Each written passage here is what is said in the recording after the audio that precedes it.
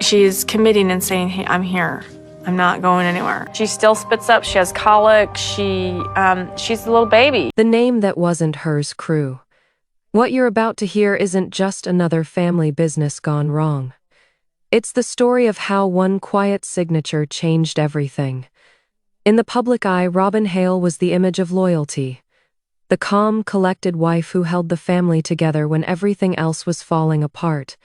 But behind closed doors, the truth was far more complicated. The papers say one thing.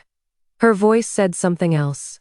And the instant those two tales conflicted, the empire her husband created started to unravel. For decades, the Hale family spoke of unity, common religion, common ground, common existence. But cash money was never quite equal. The Cedar Ridge house, the Red Bluff cabins, the property out by the state road. All of it was listed under one name. Thomas Hale, patriarchal father who thought control was love and trusting people was weakness. Until one afternoon, an anonymous envelope found its way to the production office. No return address. No note, just a copy of a business registration form, submitted 2 years previously, in a small town 3 counties, distant. The name of the company, Red Branch Holdings, LLC. The name of the registered owner, Robyn James, not Robyn Hale. Robyn James, the handwriting. Though unmistakable, same slant, same flourish at the end of the signature. Crew where the tale started, a shell company in a name that had never been, and a path back to the woman who'd always insisted she wasn't hiding anything. When the producers questioned her about it, she laughed. "That is not mine," she said. "I don't even know what that is." But her eyes said otherwise. The kind of story told through fear rather than confusion. Because what Robyn didn't realize was that they'd already confirmed the P.O. box address. The same one she used for her internet boutique. The same one connected to a payment account that siphoned thousands of dollars from family accounts. When Thomas learned, the cameras weren't on. There was no script, just silence, then yelling. "You went behind my back," he shouted. "You think I wouldn't find out?" Robyn replied, "I didn't do anything wrong." He slammed the papers on the table.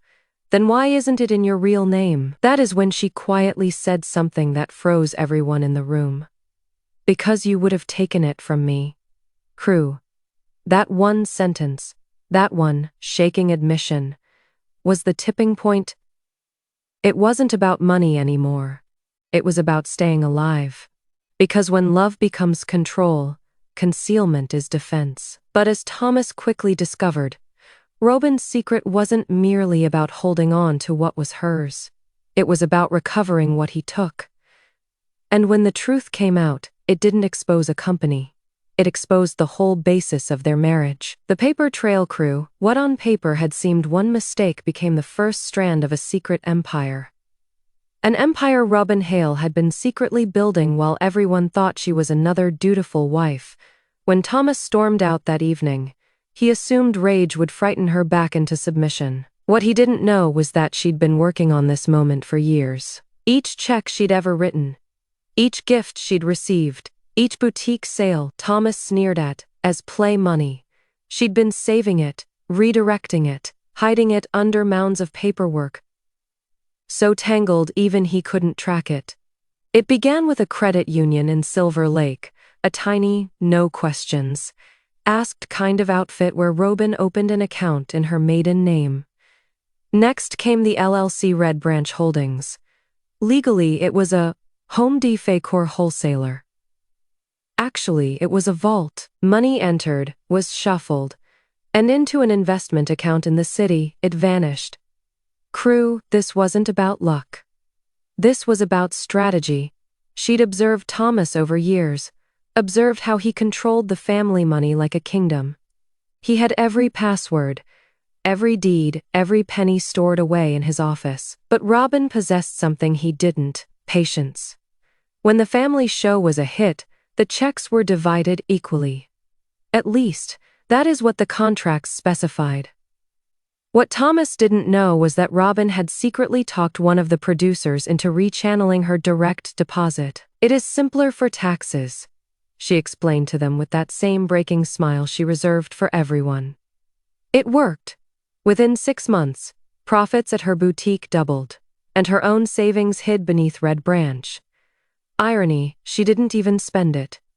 She was stashing it for Liberty. But secrets hold weight, and soon, the paper trail she had assumed was invisible started to leave fingerprints. An area accountant reported a transaction, a $42,000 equipment purchase to a vendor that did not exist. When the accountant dialed the number on file, it transferred to a voicemail. "Thanks for calling Red Branch Holdings." That is when whispers began. The crew, the other wives, even the network. Someone was covering something, and it wasn't Thomas this time. When the producers came to her again, she remained composed. "You're asking me about paperwork," she said, "when he's been hiding people." That line sent chills down the room. "Hiding people?" one producer asked. Robyn just smiled. "He hides everything he can't control, even me." Crew, that's when it clicked. Red Branch wasn't about greed, it was a shield. Every deposit, every account, every hidden transaction. They weren't part of a scam. They were breadcrumbs leading away from him. Because while Thomas was distracted defending his reputation, Robyn was defending her exit. But the threat wasn't done. When Thomas discovered the tax filings of the LLC, he phoned his attorney the following morning. Robyn's accounts were frozen. All dollars she'd stashed were now behind walls of legality. But Robyn had one last trick. Before the freeze was processed, she had switched everything, all of it, to another name. Not hers. Not Thomas's, a name that nobody had ever seen before. And when the investigators tracked it down, they found something that turned the story around. That name wasn't chosen at random. It belonged to someone from the past. Someone Thomas believed was lost forever.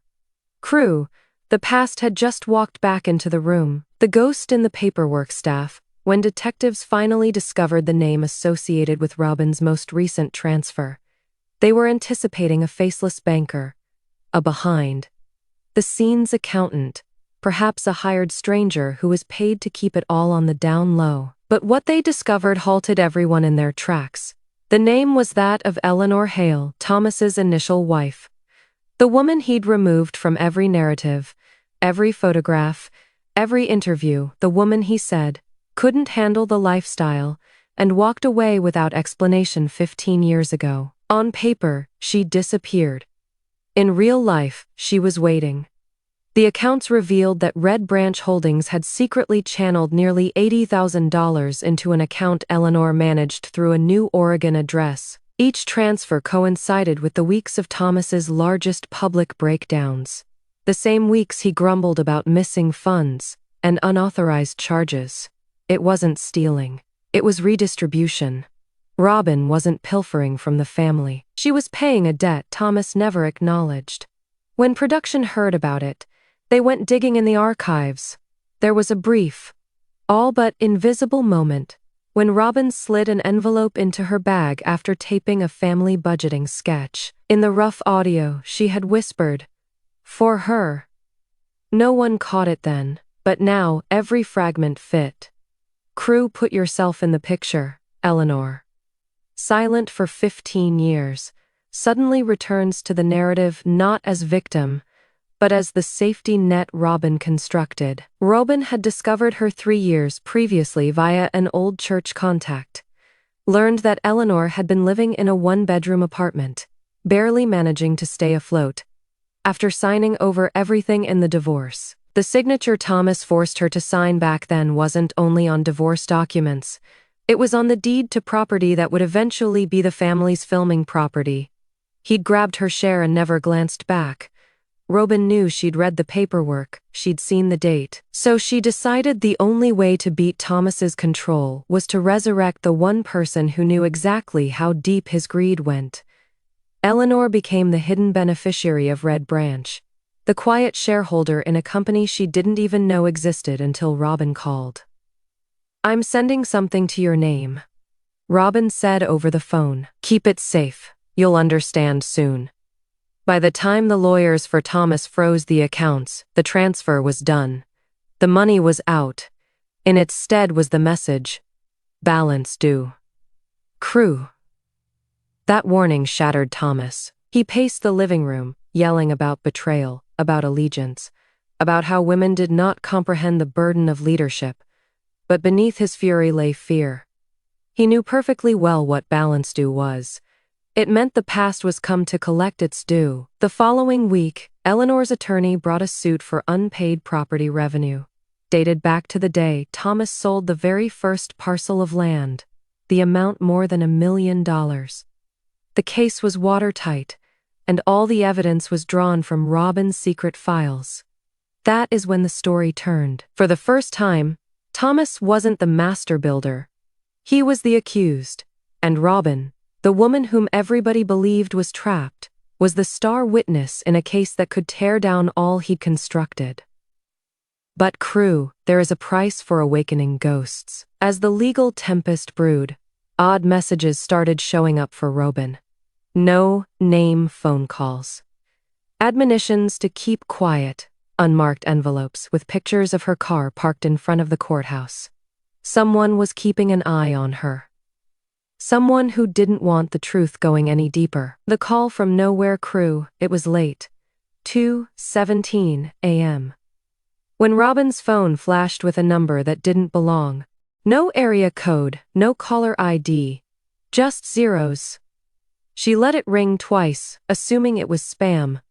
But then it buzzed again. Same number, same quiet determination. When she finally answered, the voice on the other side of the line didn't say hello. It whispered, "You've gone too far, Mrs. Hale." Not Brown. Not her married name. The name from the Red Branch files. The one tied to Eleanor. She felt her pulse race. She didn't even know she was on her feet until the phone tumbled from her fingers. Who is this? No response. Only breathing. Level, calm, professional. The voice came again, slower this time. Shut it down before he shuts you down. Click, nothing, staff. Robyn had handled her share of threats in the past. Tabloid telephone calls, online trolls, even irate fans who believed she had destroyed the family unit. But this was not the same. This voice had names that were never made public. It had knowledge of Red Branch, Eleanor, the alias only on private documents. That was one thing. Someone within Thomas's inner circle was providing information to an outside entity. She marched to her computer, the firm's encrypted files. Painstakingly concealed behind sham invoices and past tax records, were suddenly taking longer than normal to load. A trace command verified her suspicion. Someone was inside. They'd been duplicating files for weeks, camouflaging their activity under a shadow user account tagged Client Archive. The source, a Flagstaff local IP address. Not random. Not far home. The following morning, she received a single envelope pushed under her door. No return address, no handwriting. Only a printed label. You forgot the second company. In it was a photo of an old storage facility and a torn header from a document. Cobalt Ridge Development, LLC. Another firm, same date of formation as Red Branch. Different name, same signature.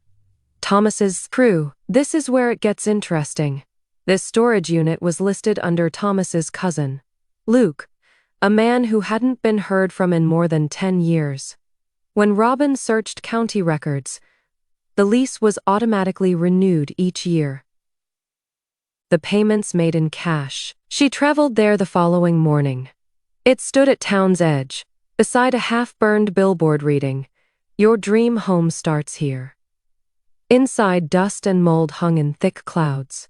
There was old office equipment, dated boxes, and one computer tower connected to a generator. When she turned it on, the desktop came up immediately. A folder that read, "CR Archive." Each document within was stamped with dates between 2013 and 2018. The years the family informed the cameras they were struggling financially. But these weren't financial statements. These were deeds to properties, loan assignments, and shell company documents connecting Cobalt Ridge directly to a Nevada corporation in Eleanor Hale's maiden name translation. Thomas wasn't merely concealing money from the family. He was cleaning assets through the same woman he claimed he'd deleted from life. The actual surprise? Eleanor had no idea. Someone had been using her former identity to validate offshore money transfers. Someone who knew her social security number, her signature records, and her former marriage certificate. And now Crew, that mysterious phone caller, had compelled Robyn to confront the one linkage she never wished to encounter. That Thomas was not merely manipulating his wives. He was redefining their pasts on paper. When she confronted him that evening, he didn't deny it. He just smiled. "You're not supposed to understand the machinery," he said. "You're supposed to trust the results." Crew, those words broke her more than any threat could. Because suddenly, it wasn't just about Red Branch or Cobalt Ridge. It was about power. The kind built on lies so old they'd started to sound like truth. But Robyn wasn't finished. That evening, she phoned Eleanor. "We need to talk," she told her. "And this time, it is not about money." The Ledger of Lies Crew, when Robyn showed up at Eleanor's apartment, it wasn't the sobbing reunion she had in her head. Eleanor was serene, almost practiced. She made tea, sat down across from her, and stated, "You finally found it, didn't you?" Robyn said nothing. She didn't need to. Eleanor pushed a folder down the table, full of documents and yellowed reproductions. The first page carried a name Robyn had only ever seen in code. The Harlow Ledger. Inside were scribbled up notes, receipts, and check stubs, records of consulting fees, land improvements, and asset recoveries.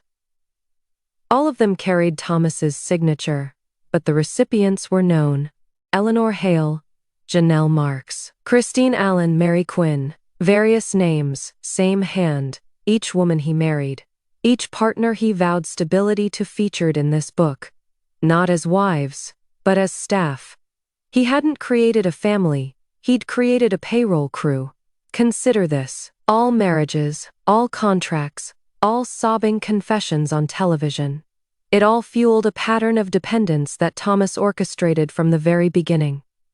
He had built a system in which emotional fidelity was economic control. The women weren't merely players in his game, they were assets in his own brand of empire. Building Robyn turned page after page, her throat constricting. Eleanor's voice interjected into the silence. "He began using our names to open shell companies after the third season. Said it was to protect the family. I later realized he was protecting himself. All the companies did the same thing. A maiden name on an LLC, small payments from a central pool, then to Cobalt Ridge or Red Branch. It was a daisy chain of deceit. Money in circles, women tethered to his story by unseen strings of documents. But there was one entry that didn't belong. It was the 14th of July, 2019, and stated a payment to RH Holdings. Robyn's initials, the note to the side said, "Transfer final, emotional stabilization complete." She went stiff. He wrote that," she whispered. Eleanor nodded. "He monitored everything, even our collapse." Crew, the point at which the tale ceased being one of money. It was about control, clean, sterile manipulation in the guise of love. Thomas had chronicled their suffering like a scientist documenting experiments. When Robyn attempted to exit all those years ago, he'd converted her car title into a business expense claim. When Janelle requested the return of her inheritance, he listed it as partnership dissolution. Anything personal was paperwork.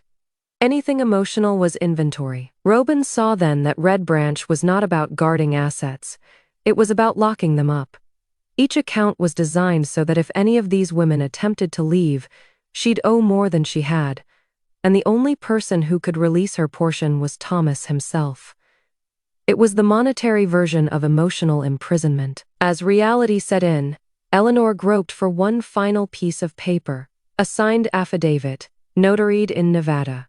It read that if Thomas Brown became incapacitated or was found unfit to control his estate, responsibility for all subsidiary businesses would fall to the co-founder of record. Robyn Hale, her name, not Robyn Brown. Hale. She wasn't his victim anymore. She was his aircrew.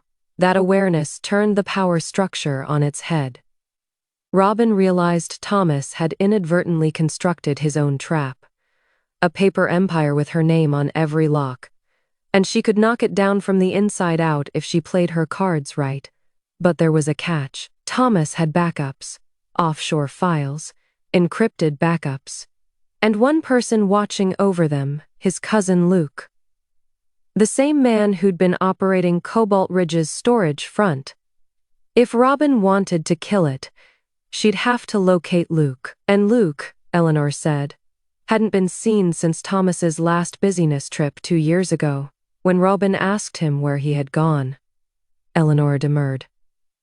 He didn't go anywhere, she said softly. Thomas integrated him into the system. His name's not a human anymore. It is an access key. Crew. What is that even supposed to mean? That is what Robyn was just about to discover. Because what Thomas produced wasn't merely fraud. It was a digital specter that still held power over millions. The Marionette Protocol staff 2 evenings later. Robyn hunched in front of her computer, the light of the screen piercing the darkness of her living room. Each file, each hyperlink, each specter of a signature led to one last file buried within Cobalt Ridge's electronic safe, Marionette Protocol, XA. The title itself seemed a confession, but as she attempted to open it, the file insisted on an authorization key. Luke. The identical alias Thomas's cousin had employed. She entered it, pressed enter, and waited. The screen flickered. Then, for a moment, the face of Luke Hale, Thomas's cousin, appeared in a frozen frame, pale and motionless, like an old security feed still shot behind him. Rows of filing cabinets stretched into the dark. And then his voice, recorded and fragmented. If you're hearing this, it means he's failed to reset the system. Red Branch, Cobalt Ridge. They're all one network, every account, every marriage, every signature. It's not bookkeeping. It's behavioral control. Crew. Robyn's hands trembled. The program was not merely about cash. It was a surveillance program, cartographing emotional reactions, purchases, and life choices of all the people around Thomas. He had constructed a psychological calculator that could forecast cooperation each time a member of the family made a concession to a decision, purchased property, signed an application, or even apologized on television. The information recorded under their trust index. Thomas hadn't been operating a family business. He'd been operating a social experiment. Luke's voice went on. Softer now, he named it the Marionette Protocol, because he thought folks only required the semblance of choice. After you master the variables, fear, money, affection, you don't require chains. They bind themselves. Crew, dwell on that. They bind themselves.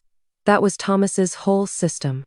The guise of autonomy which kept everybody bound. Robyn scrolled through the logs, and what she saw next gutted her. Every woman's name had a corresponding stability chart. Christine's spikes aligned with medical bills and hospital stays. Janelle's drops coincided with property arguments. Mary's lowest point came the day her mother died, and next to it, Thomas's note. Ideal compliance achieved. Extend credit. He'd quantified heartbreak. He'd turned grief into leverage, but the final file was the worst. It was titled Rach Override. She opened it, and there was her own digital self, all of her conversations recorded, all of her transactions indexed, all of her doubts tabulated. Her trust index was labeled 92%. Beside it, final phase in progress. Robyn understood that when Thomas had signed those transfer documents all those years ago, he wasn't giving up control. Here was activating it. Her acquisition of the shell companies wasn't coincidence. It was his backup system.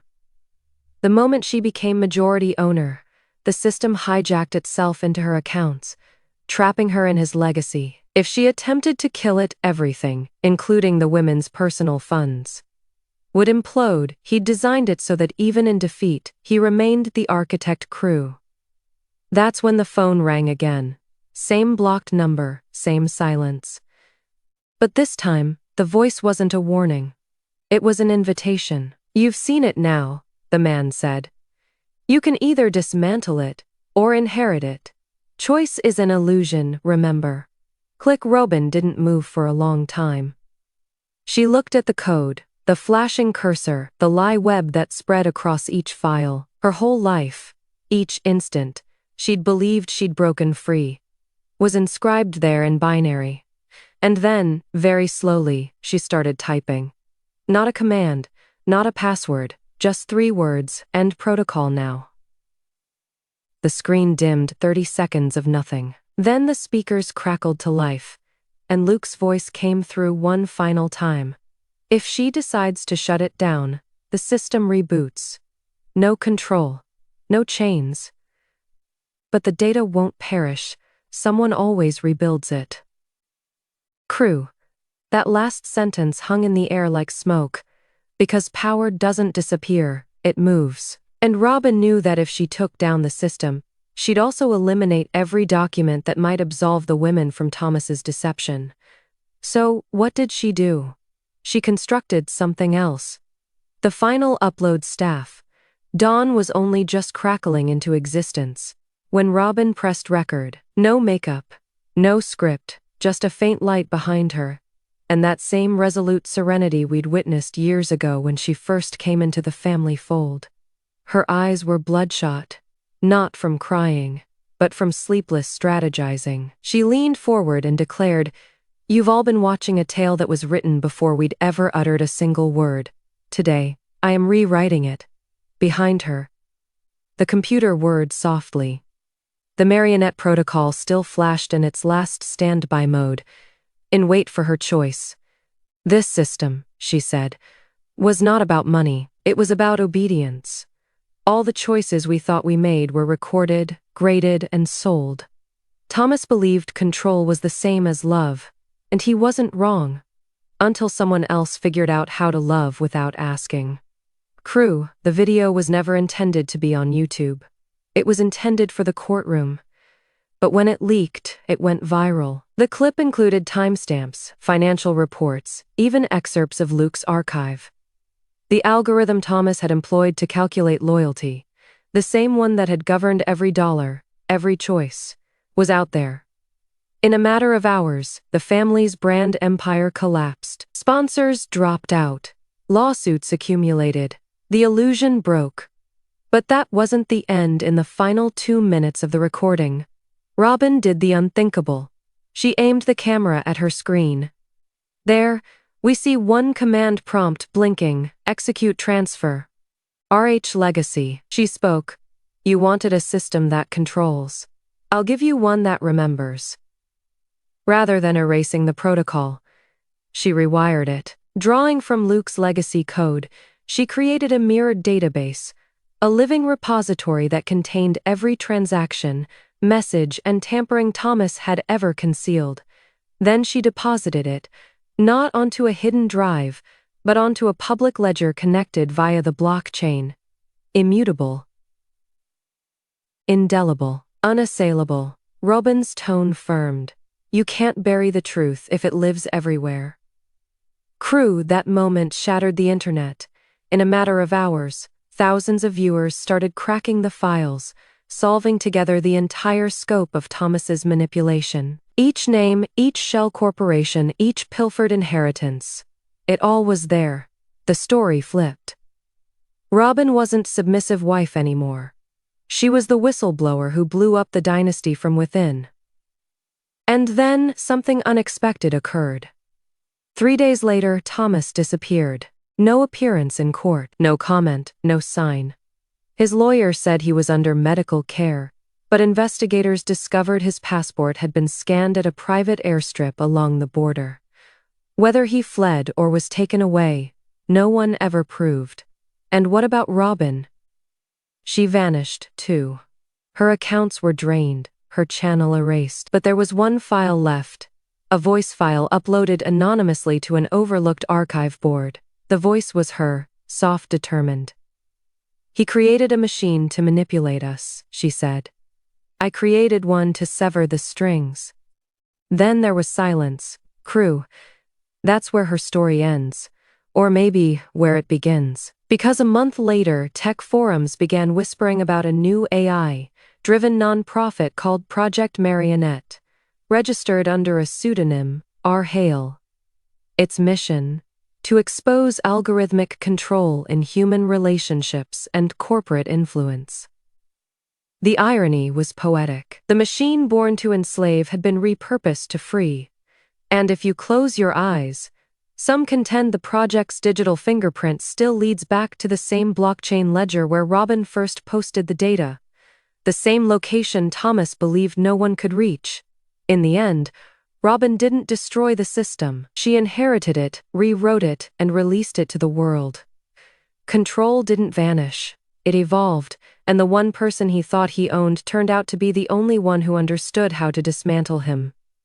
Crew, the lesson. Power built on silence always forgets one thing: silence remembers. And when it finally speaks, it doesn't whisper, it roars.